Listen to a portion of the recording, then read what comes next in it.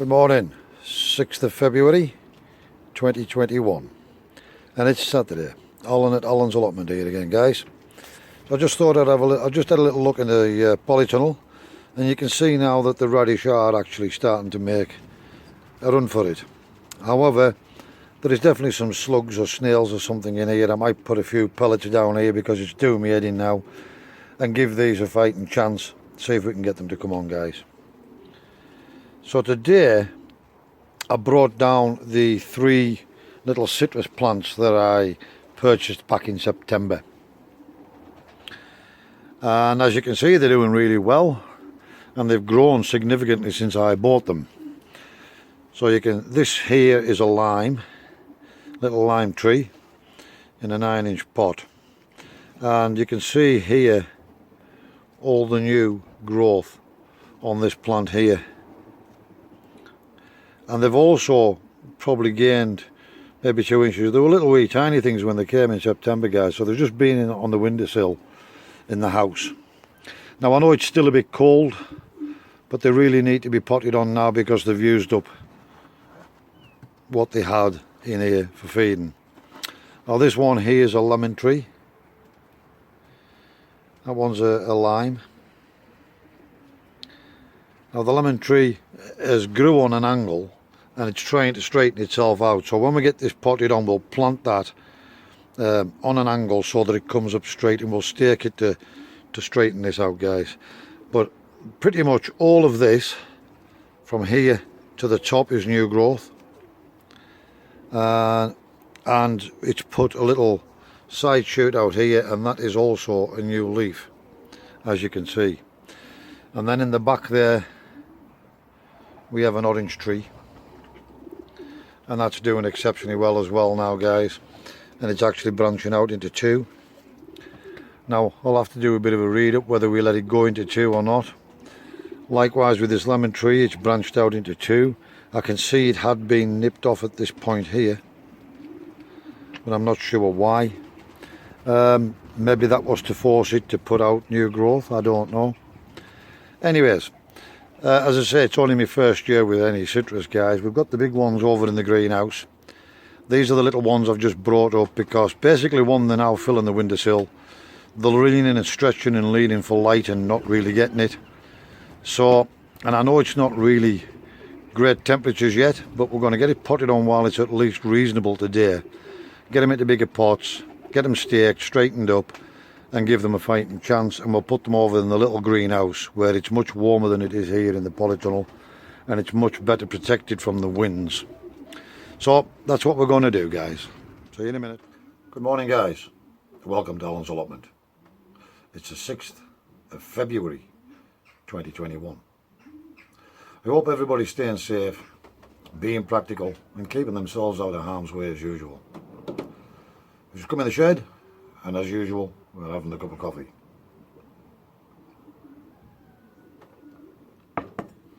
Birds all fed and watered, all sorted out, chickens and pigeons. And of course, you know, we cleaned them out last week. Or rather, we cleaned the pigeons out last week. So that takes a burden off our shoulders this weekend. So today is bright and sunny, but it's bitterly cold, and we've got an easterly wind again. But whilst it's dry, we need to get on and get something done.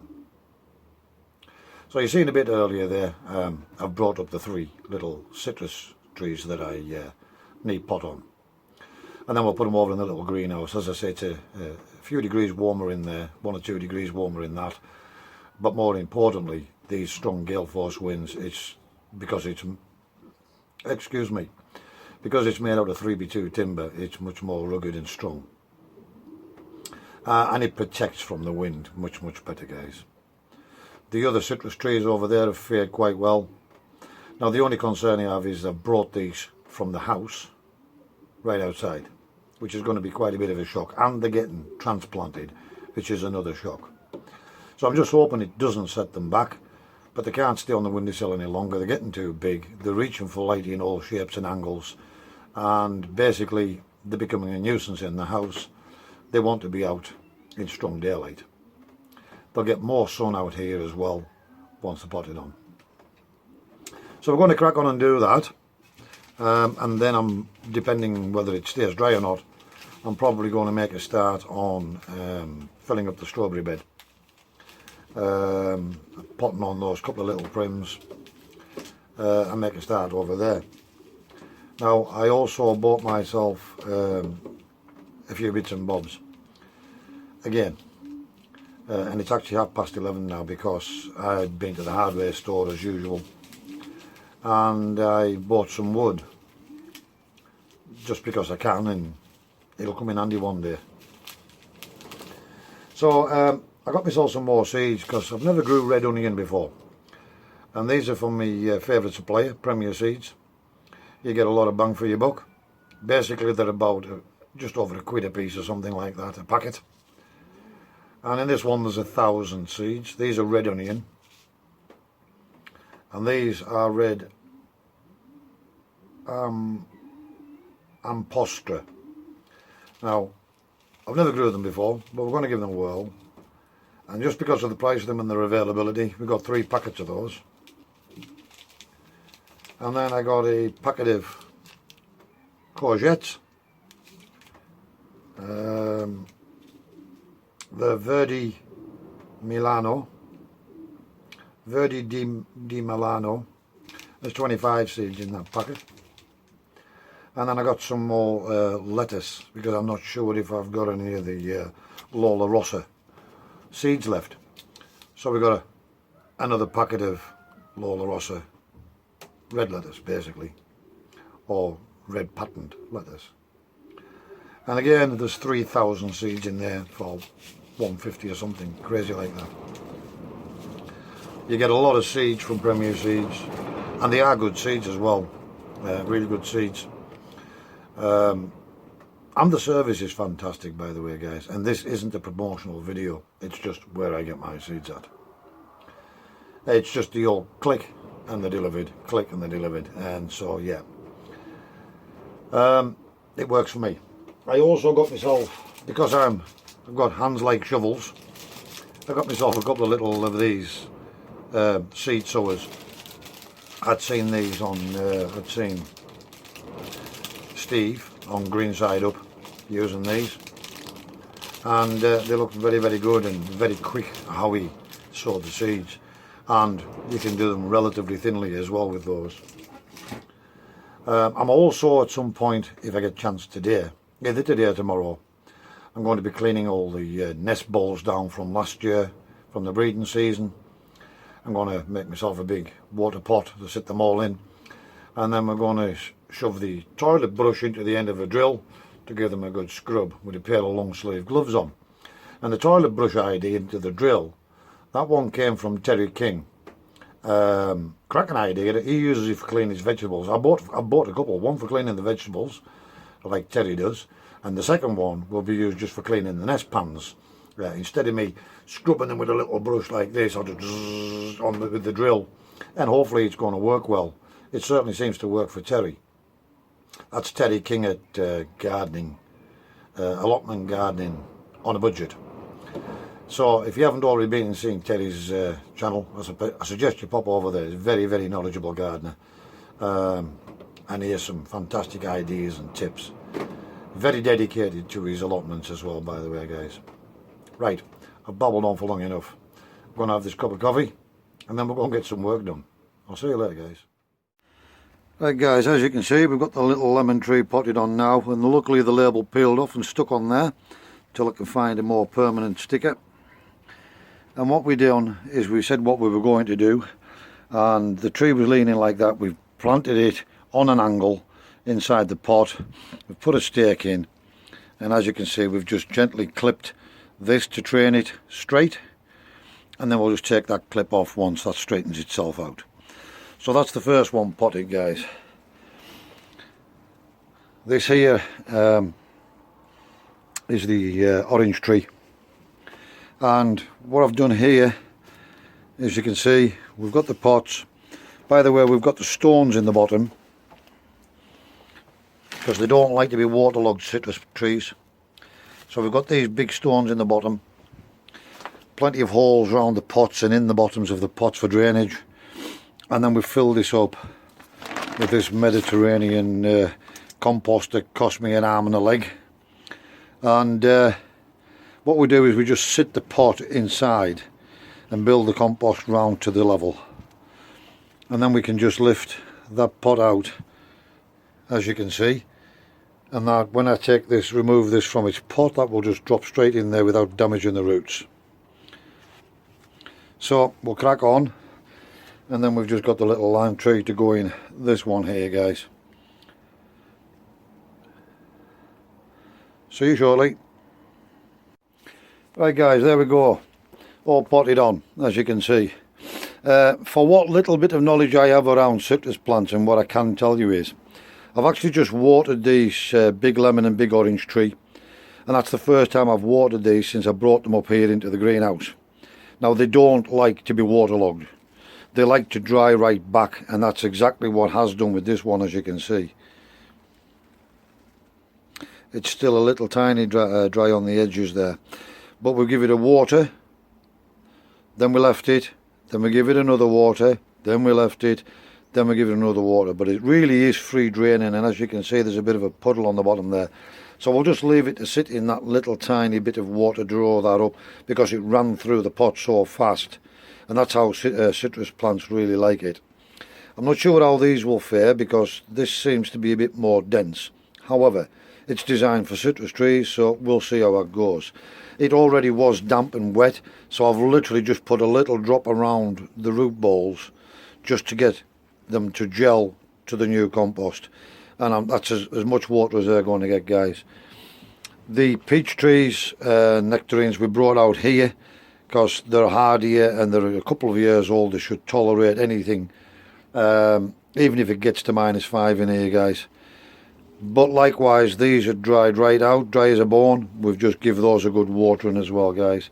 And that's the first watering these plants have had since they came in here. So just a little tip, guys, don't overwater citrus trees.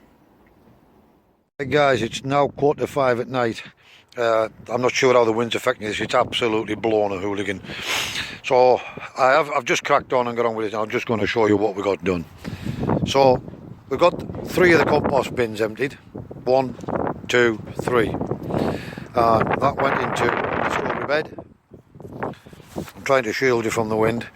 And basically what I've done is I'm going to make some more beds down here, guys, and across this backside. And these compost bins will go over in this pen over here, and we'll have a little bit fenced off around here so we can get the compost in there. So those compost bins will go on the other side of the fence to give me this little bit of space back, and that'll give me some more growing beds down here, carrot beds or whatever. So you'll see now that the compost, the strawberry bed is now filled up. We put those 3 compost bin fulls into there, and then we dressed off with what was down there, and basically we've thoroughly weeded all of that. So great, that's going to settle obviously a bit, so we'll leave that to settle down a little bit before we put the strawberries in.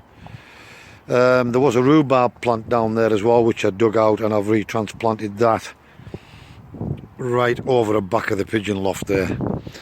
And I've got 2 more crowns here that I need to get moved, because I'm going to use this as a carrot bed. So I need to get these 2 moved as well before they start to try and get established. We need to get some more holes dug for those 2.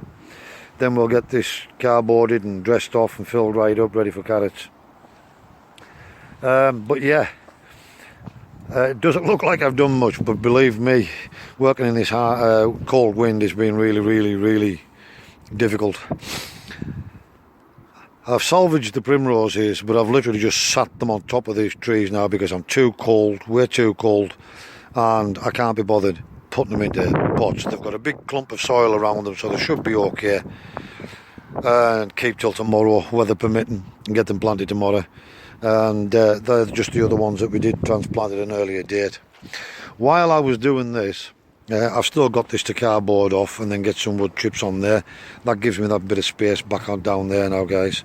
I've just threw another 2 compost bins down there, just out of the way for the time being, until they do eventually go over there.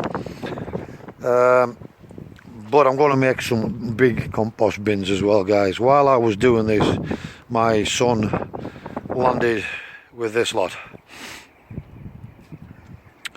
So I've got all of these wooden pallets now to make the wooden pallet bays, and these nice little ones here will make raised beds.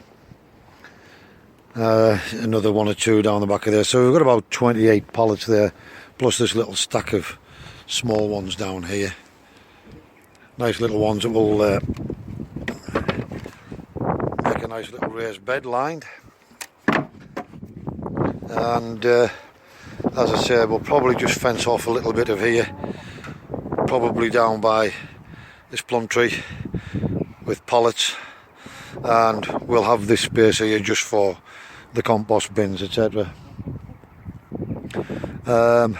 All that's plans for the future, guys. It's absolutely Baltic. I'm going for a cup of coffee, never stopped, and I'm freezing. And as I say, it's now, well, it's 10 to 5 in the evening now, so it's probably going to be dark by the time I get in the shed. I'll see you shortly. Right guys, it's getting so dark and cold that I've actually just unloaded the wood out of the car, and I've literally just stored it in here for the time being. It'll keep the worst of the rain off it. Eventually that's going to be to make some shelving in the shed where I sit, so that I can actually find things. So I'm going to make some shelving in there. So that's what that's for, guys. I'll see you shortly. Right guys, it's so dark in the shed, I've had to use the other phone and put the light on, just so that I can give you the final roundup, guys. Hopefully you can see me okay. Right, I really did just want to get cracking today, because I wanted to get that strawberry bed finished off basically, and make a start on moving the compost bin so that I can get at the next part of the fence when I eventually get the time. So I just basically cracked on with that, and believe it or not, it took quite a while to get that filled up, and shoveling all the other compost up, pulling the bits of wood out, taking all the weeds out was the main thing, but all that compost that's in there is all, it's thoroughly weeded now, guys. And wow, I didn't realise it was going to take that much to fill it. It really, it was a deep bed, and you don't realise until you start to fill it just how much material you need. Thankfully I had the stuff in the compost bins, and that a lot of it still wasn't broken down properly, but that went in the bottom, and eventually it will break down over time, guys. The bed will sink, and then we'll just top it up year on year.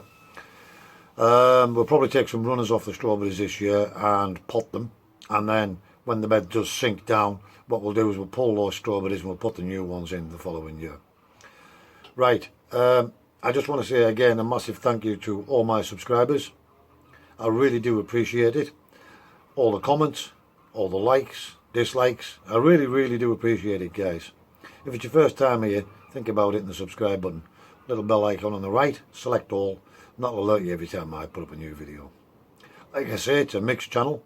It's a lot about the gardening, a lot about the no-dig garden, the growing area, projects, and of course we keep rare coloured racing pigeons as well, guys. And there'll be some more videos coming up very shortly on my next week off, which is from the 20th of February, so it's another 2 weeks, and we'll do another video on the pigeons as we start to pair those up, guys. Again, thanks very much, stay safe, be practical, keep yourselves out of harm's way, and I'll see you in the next video. See you, guys.